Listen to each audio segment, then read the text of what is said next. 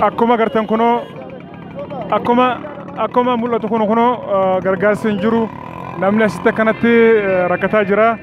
Kanaaf qaama dhimmi ilaallatu akka furmaata nu godhu isin jenna. Inshallah. Salam. Alhamdulillah. Akkana kuno akkanatti jirra. Kanaaf furmaanni inshallah gartee akka nuuf filatamu isin jenna jechuudha. Akkanatti furmaata kan lulaatan isin jenna akkasii kana hono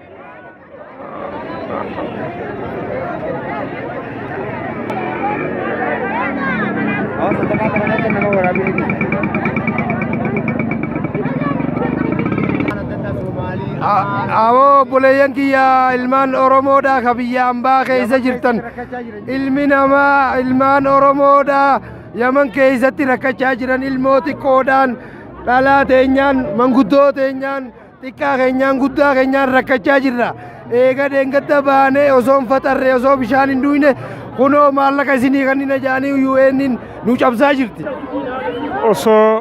Osoo namni kanatti deemaa jiruuti makiina akkanatti keessa oofan kun ola makiina akkan keessa oofanii kunis tuffirraa kan ka'e.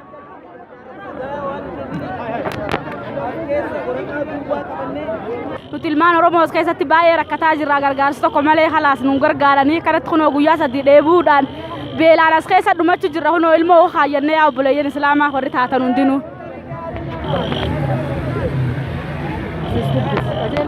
Tokko ciccimtu nurra deemaa jira gargaarsa takka hin qabnu qaama nu gargaaru tokko hin qabnu baqataan Oromoo Yaman ka jiru rakkoo cimturra jira. Amma yeroo har'aa tana bakki Oromoon rakkina irra jirtu Oromoo Yaman qofa kalee nama lamaa du'e bakka tanatti amma makiinaan dhoyte kanumaan kalee nama lamaa du'e namni lameen akkamitti asii du'e ammoo tokko armatti haati odoo maallaqa kanaan eeggadde jettuu ilmoo jala makiinaan dhoyte tokko fudhatee odoo deemuuti achi olitti dhoyte ilmaan Oromoodhaa nama lamaa du'e kalee. Amma bakka tana nu baasuun isaanii waa nu kennuufi miti wanni dirree tana nu baasaniif akka Abuu Yaman mana keessaa nu gayyaasuuf kiraa manaa doolaara fudhattanii itti hidhaa jee akka nu gayyaasuufi malee gargaarsa dhugaatii miti addunyaa agarsiisuudhaafi kana akka nu beektan ilmaan Oromoodhaa warreen biyya hunda jirtan nu laaltanii Oromoon Yaman keessa jirtu rakkina jabaa irra jirti rakkina jabaa ilmaan Oromoodhaa wanni isinitti dhaammannu hundi keessanuu bakka jirtanitti akka ilmaan Oromoo ka Yaman jiru ija nagayaatiin laaltan isinitti dhaammanna. Oromoon dhumaa jirti Yaman keessatti Oromoo biyya biraa aduun baateefi jirti Oromoo Yaman rakkina guddaa keessa jirti Oromoo Yaman rakkina guddaa keessa jirti galatooma obboleeyyan kiyya galatoome akkuma gartan kun obbolee rakkina as jiru kana fakkaata.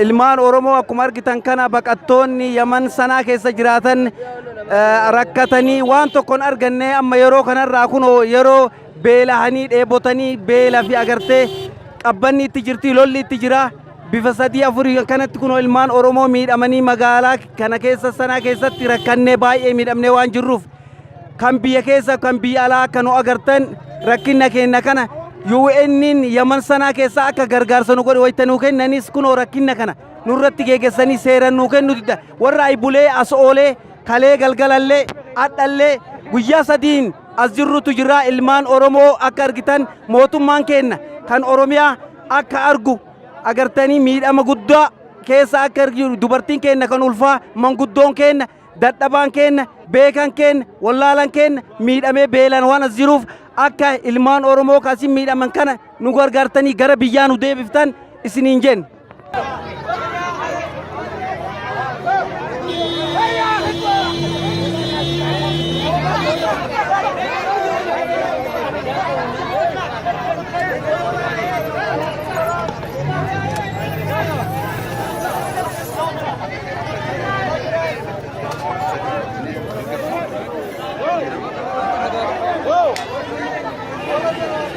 kabajamtoota keenya hordoftoota keenya ono biyya manatti uummanni keenya kan rakkataa jira gargaarsa kono gargaarsa illee dhabanii gargaarsaa jira jedhanii dhufaniiti gargaarsi dhabamee kono akkasitti rakkataa jiranii kanaafuu mee kono nama ol seenee gabbee gaafanna waan keessa jiraame aanutti himu kanaafuu nu hordofa obboleessaati Yusuf akkamiyyuu Yusuf amanaan jara kam ol seete gabbaate keessa maaltu jiru keessa wallaahi wanni jiru tokkoffaa duraati ulaan cufaadhaa seennaan namaaf hin eeyyamuu dhiibamillee seenne hoggaa ol seennu waraqaan keenya ganamaan seenee waraqaan bakka ga'uu dhabaan waraqaa walitti qabamtee ulaa afaan teessoo agarree jechuudha waraqaa dhibba kumaatamaan tan lakkaawwamtu. Jechuun waraqaan dirree keessa teessu ala. Arma gatteessi nam tokko isii quban qabu waraqaa ta'e walitti qabanii arma gatteessi bakkirraa silaa namaaf kannan gamasii wal quban qaban jechuudha.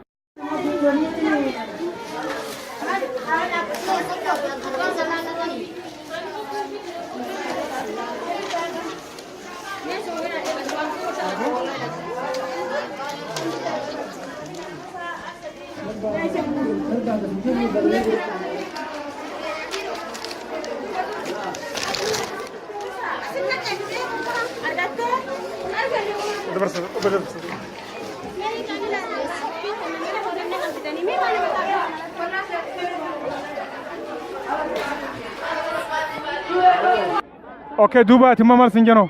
Dhaqee gaafannaan gargaarsa hin qabduu naan jan. Gargaarsa maal hin qabne? Sababiin isaa maali jennaan hin qabduudha naan jan. Akkasitti hin biraa bee. Ati ijoolleen qabdu? Ni hin qaba. Ijoollee meeqa qabda? Ijoollee afurii hin qaba. Duba waggaa meeqa sirta? Waggaa 10 oli nasiira. Waggaa kana guutuu gargaarsa kana jechuudha. Takkaa sumurii takka nagarre gargaarsa isaanii. Duba arraan tana namni dillu kun gargaarsa dhageeti gargaarsa kan namaa jedhanii dhufan jechuudha. Duba waan kana atis dhageessa dhuftee duba namni kun duba sitti alatti kanatti rakkataa jira aduu keessatti duba akkamiin ilaalaman kun. Wallaahi kun rakkisa gurguddaadha shaffisaan akka gartee itti laatamuun jaan akka kiyyaan rakkinni nama tokko waan hiikamuudhatti hin jirreef dhaaba gartee hojii haala ilma namaa kana dafoo shaffisaanii laalchisanii yookaan gaafatanii yoo hatattamatti itti kannan malee haala kanaan namni tokkolleen alaa wal gochuus jiru rakkinni keenyaas kan hiikamu tokkollee nu hin jiru jechuudha ammaa fi fuulduraaf illee.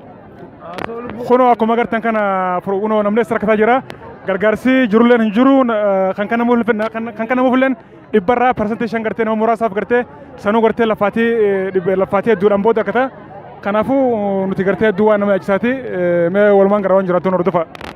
Gargaarsi ammaan tana eegalame kun yeroo duraatiif hawaasni Oromoo yamma rakkina guddaa qaba. Rakkinni inni qabu maali? Warroowwan ofiisa UNHCR keessa dalagan kun warra molladaa fi Araboota warra waliigalee maallaqa hatta hiriirsi gurguruuf doolaa 3,000 warra jiru warra rakkina namaa hiikuuf warra nama nyaatu malee warra namaaf gargaarsa godhu miti. Kanaafuu hawaasni Oromoo Yemen haala rakkina hamaa keessa jira. Duuba jechuun kee ammasitti karaa koominitii keessatti namni Oromoo gargaaru hin jiru namni gartee Oromoo ta'e Oromoodhaaf dalgu hin jiru jechuudha moo yookaan immoo yoonni keessa namni Oromoo ta'e Oromoodhaaf dalgu hin jiru jechuudha yoo. Hin jiru UNHCR keessa Oromoo ta'e namni Oromoof dalgu tokko hin jiru moollate warra haati Oromoo abbaan Arabaati hin jiru akkasumaan Arabaa jira keessa guutuu. Koominitiin immoo duuba karaa Arabaatiin karaa gartee dalayduu Yemenitiin duuba karaa yoonnitiin hoo gargaarsi kan namaa jiru akkam jaafa maal jiru. Waa takka irraa qaban qabnu. Waa takka irraa qaban qabnu. Ati maal gargaarsi kan namaa sin kanne? Waa takka nan kanne. Naa kanne. Awoo ani waan hin joogartee mi. Gargaarsi kanani? Gargaarsa shilinkii kana gargaarsa. Kumaa si kan gargaarsi? Bakka kana takkaa dhufeen beeyin. Dhufteerra. Arra kam dhuftee? Arra kam dhuftee? Naani gadheetiin jiraachuu jira. Arra dhuftee? Arra dhufee namni nu jalaa dubbatan jiru waraqaa acha kannaniituma caljaan. Dhiibichumaa fi namni asii beelaa wal fixe bishaan dhabee kaan ilmoo manatti keessa kaa'ee ilmoollee ulaatti qollofee biraa dhufe jechuudha. Okay. Inni saar keessa koominitii namni jaa'u namni duroo bu'aan keenya waan takka nuuf dalaguutti hin jiru. duba rakkinni kun duba karaa community jiramo karaa mootummaatiif karaa yooniti Karaa community fi karaa yoonisaariin illee moollee gartee intatti teenya dhalte malee namni tokko hin dalagu. Okay. Yoo nuti dubbanne uleen nama tuman. kalas galatoome Assalamu alaikum.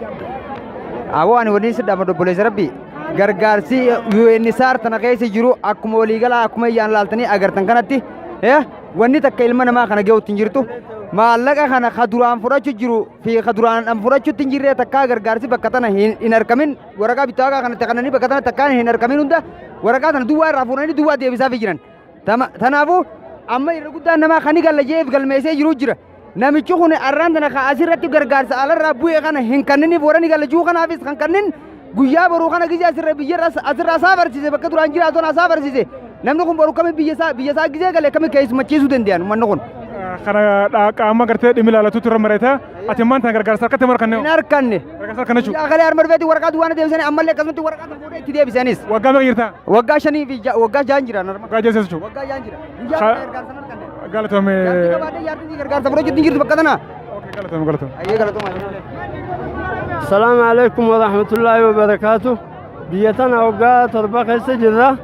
Takkaa biyya tana dhufne eefa biyya tana dhufne gargaarsa UNHCR waa takkaan arganne baqataan Oromoo hundinuu as keessa rakkataa jira rakkina guddarra jira namni immoo qalammii Yamaniidhaa ta'e bittaaqaa isaaniitiin maallaqa irratti dhaanii fi waraqaa irratti dhaanii fi kannaniif bittaaqaa Yamaniitiin nuti immoo baqataa ta'e as keessa waraqaa duwwaan nu deebi'aa jira namni keenya as keessa rakkataa jira hoggaa takka gargaarsan arganne waan tana dalagus muwalladoota as keessa araboota kanumaa itti jiraachuu jira itti fayyadamu jira mootummaa keenyaa fi mootummaan keenya ka Itoophiyaatii fi Abiy Ahmed haanu quba qabaatu UNHCRitti haanu himu Jawaar Mohammadii dabalatee nu quba haa qabaatanii galatoomaa nageet.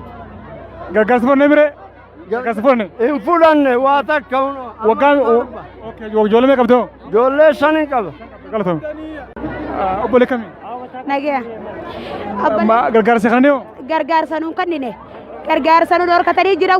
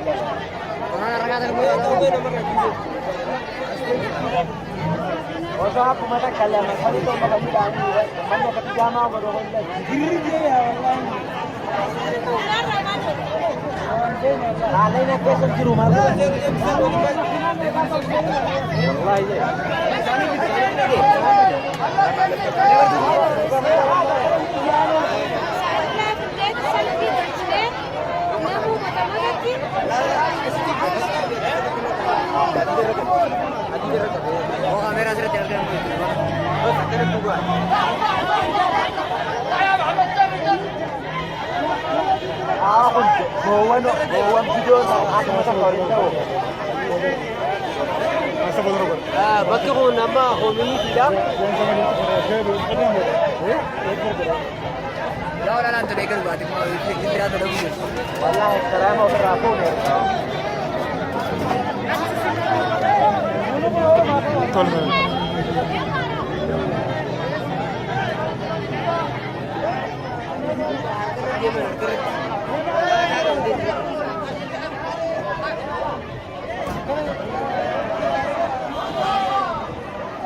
Dandang abdi boya lagi.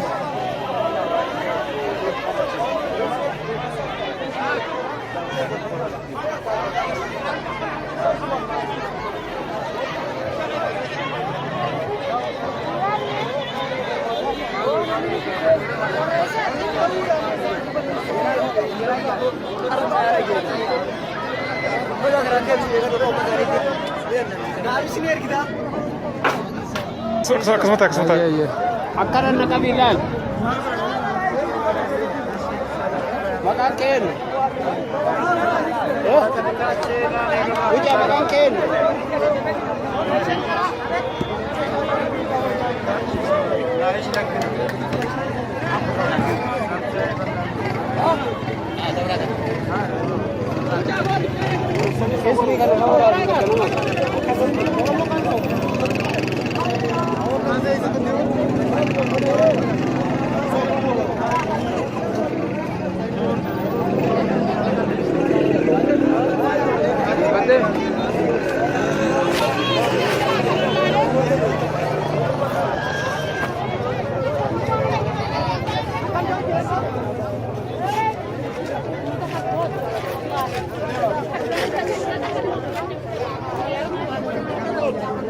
كم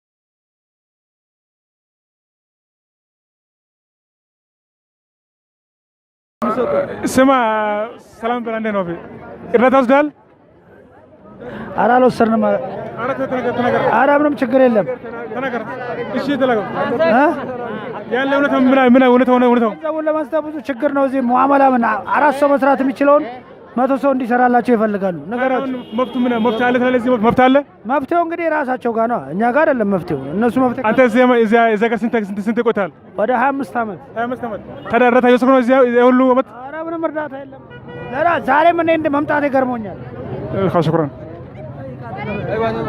أقبل سكمي نجامي مالي غرغرسا جراي دفتس غرغرسا بتاعتها تكا أركاديم بيخون وقام يسدو وقا خدا فرنجي وقا خدا فر دوبا وقا خدا فرون كرنا غرغرسا تكا أركاديم بيخ وندم سلام نو سلام ندمنا እርዳታ አለ ያሉ ነው። እዚህ እርዳታ ወዛል እዚህ እርዳታ ሁለዚህም እርዳታ አለ ይሉናል፣ ግን እርዳታ አይሰጡንም። ለአንዳንድ ሰዎች አልፎ አልፎ ይልካሉ፣ ግን እርዳታ የሚባል አግኝተንም አናውቅም። እሺ አንተ እዚህ ሀገር ስንት ጊዜ ሆናል? የኖርኩበት 18 ዓመት ይሆናል እዚህ የመን ሀገር። እሺ ከዚህ ይሄ ሁሉ ጊዜ እርዳታ ወስዳል? እርዳታ አንድ ጊዜ ወስደናል። እኔ አንድ ጊዜ ወስጃለሁ፣ እዛው ግን አግኝቼ አላውቅም። ታዲያ ምን ትላለህ? እዚህ ሰው ተሰብስቧል፣ እዚህ ሰው ሞልቷል፣ ሰው እየተቸገረ ነው። ህፃንና ሽማግሌው ሴቶቹ እዚህ እየተቸገሩ ነው። ታዲያን ምን ታስባለህ አንተ? በእኔ በኩል የማስበው ነገር የለም፣ ግን ለአንዳንድ ሰዎች ይሰጣሉ፣ ለደካማዎች፣ ለሽማግሌዎች፣ ለበሽተኛዎች የቤት ተቀምጠው ያገኙ የሉም። ነገር ግን እንደ ግሩፕ ይመስለኛል እዚህ ሀገር የሚሰጠው ሁሉም በትክክል አያገኙም እና አንዳንዶቹ ከቤታቸው በበሽታ የሞቱ ሰዎች ወንድሞቻችን ቀብረናል፣ እየቀበርን ያለን አሁንም እና ስለዚህ ያሉትን ድርጅቱ ሲስተም ያለው ራሱ ብቃት የሌለው ድርጅት ነው። እዚህ ያለው ህግን የማያውቁ ዝም ብለው ያሉ ሰዎች ናቸው እዚህ ያሉት። ስለዚህ ደካማን አያዩም፣ ሽማግሌን አያዩም፣ ህፃናትን አያዩ። ህፃናት እየተራቡ ነው ያሉት። ታዲያ አንተ እርዳታ ወስደዋል? አሁን ዛሬ ወስደዋል? ምንም አልተሰጠኝም። እርዳታ የሚባል ነገር የለም። ለአንዳንዶቹ በሜሴጅ ነው የለኩላቸው። ከዚህ ያለው ህዝብ ግን ሊያገኝም አይችልም፣ ምክንያቱም ለሚሰጡት በሜሴጅ ሰጥተዋልና። ስለሰጡ ምንም ነገር የለም። እዚህ ያሉት ህፃናቶች፣ ሴቶች ተሰብስበው እያኑ በህክምና እንኳን የሚሰጡ የለም። በህክምና ራሱ በበሽታ ያሉ ሴቶች ከዚህ ወድቀዋል። ምንም የተሰጣቸው ነገር የለም። ስለዚህ ያሉት ራሳቸው ሰራተኞቹ ራሳቸው ለዚህ ብቃት የማይሆኑ ሰራተኞች ነው ያሉት። ስለዚህ ከዚህ የተወለዱ የመኖች ቋንቋችን እየተናገሩ መወለዶች ናቸው ማለት እንችላለን። ስለዚህ እነሱ ምንም ነገር ለበሽተኛ ለእውነት አይሰጡም። የኢትዮጵያ ህዝብ እየተሰቃየ ነው ያለ በእውነቱ እግዚአብሔር ነው የበደለው ማለት ነው እንጂ ሌላ ምንም አልለውም። በእኔ በኩል የእግዚአብሔር ቁጣ ነው ይሄን ህዝብ እንዲህ አድርጎ ሜዳ ላይ የጣለው።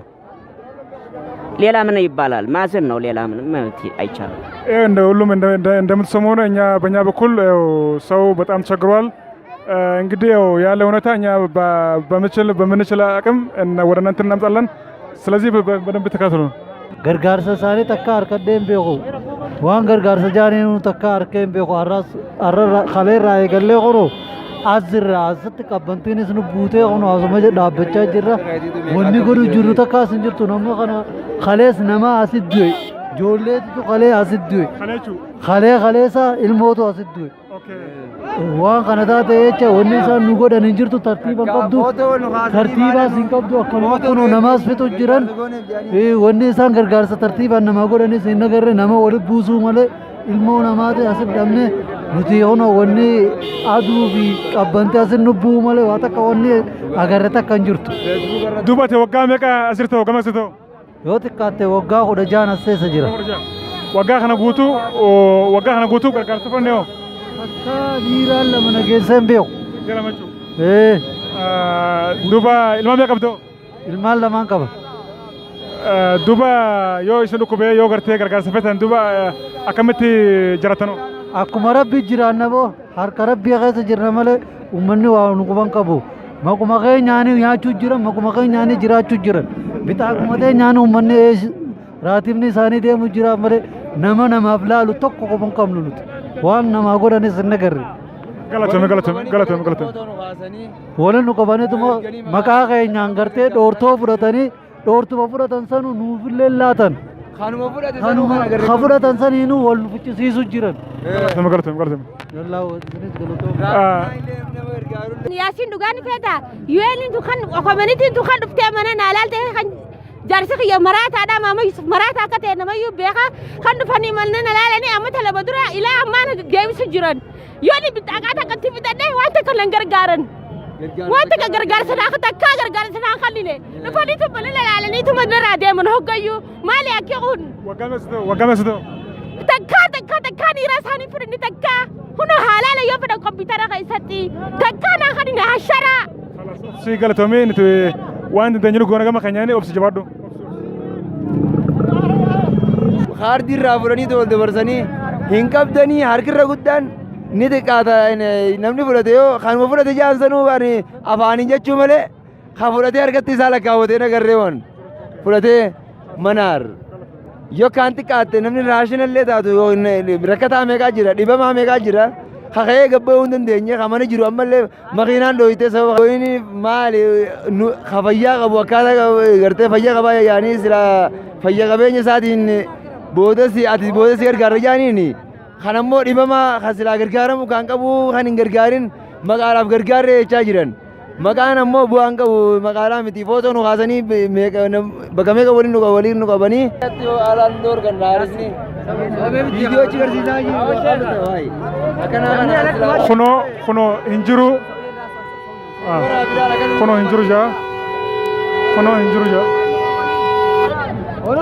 kuno makiinaa lakkatti nutti oofanii hin jiran jaa makiinaa akkanatti nutti oofa jiranii